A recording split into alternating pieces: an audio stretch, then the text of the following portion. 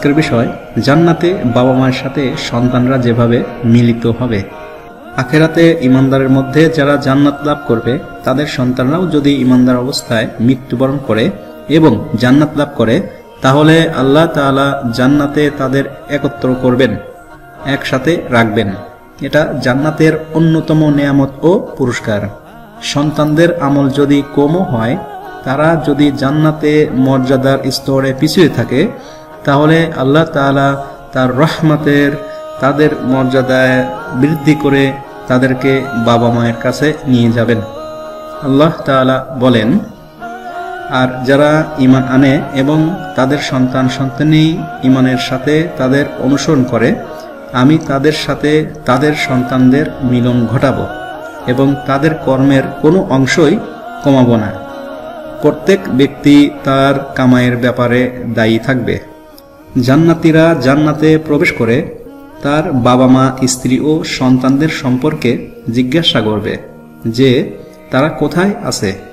জবাবে বলা হবে যে তারা তোমার মর্যাদার স্তর পর্যন্ত পৌঁছাতে পারেনি, তাই তারা জান্নাতে আলাদা জায়গায় আছে। এই ব্যক্তি আরজ করবে, হে আল্লাহ, দুনিয়াতে আমি নিজের জন্যে ও তাদের সবার জন্যে আমল করেছিলাম।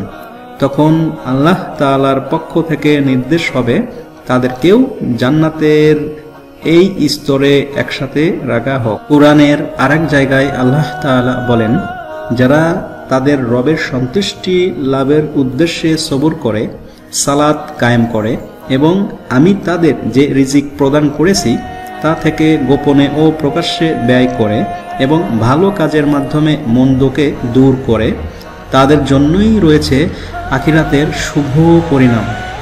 তা হলো স্থায়ী জান্নাত। তাতে তারা প্রবেশ করবে আর তাদের পিতৃপুরুষ, স্বামী, স্ত্রী ও সন্তানীদের মধ্যে যারা সৎকর্ম করেছে তারাও।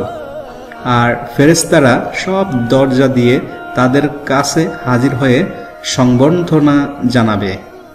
সূরা রাদ 22-23। যারা ঈমানদার শুধু তাদের ক্ষেত্রেই এটা ঘটবে। বাবা মা, ছেলে মেয়ে বা অন্যান্য আত্মীয়রা কাফের হলে তারা জান্নাতে প্রবেশের সুযোগ পাবে না। এ দুটি আয়াত থেকেও বোঝা যায় দুনিয়াতে যারা ঈমানদার হবে ও নেক কাজ করবে, আল্লাহ তাআলা তাদের জান্নাত দান করবেন এবং সেখানে তাদের ঈমানদার আত্মীয় স্বজনদেরও তাদের সাথে মিলিত করবেন। কারো মর্যাদার স্তর কম হলে আত্মীয়দের আবেদনে আল্লাহ তাআলা নিজ অনুগ্রহে তার মর্যাদার স্তর বাড়িয়ে দিবেন। ধন্যবাদ সবাইকে ভিডিওটি শেষ পর্যন্ত দেখার জন্যে। আজ এ পর্যন্তই। চলে আসব নতুন কোনো এক বিষয়ে নতুন ভিডিওতে। আল্লাহ তাআলা আপনাদের সবাইকে নেক হায়াত দান করবেন এবং আপনাদের সবাইকে রিজিকের বরকত দান করবেন। আসসালামু আলাইকুম ওয়া রাহমাতুল্লাহি ওয়া বারাকাতুহু।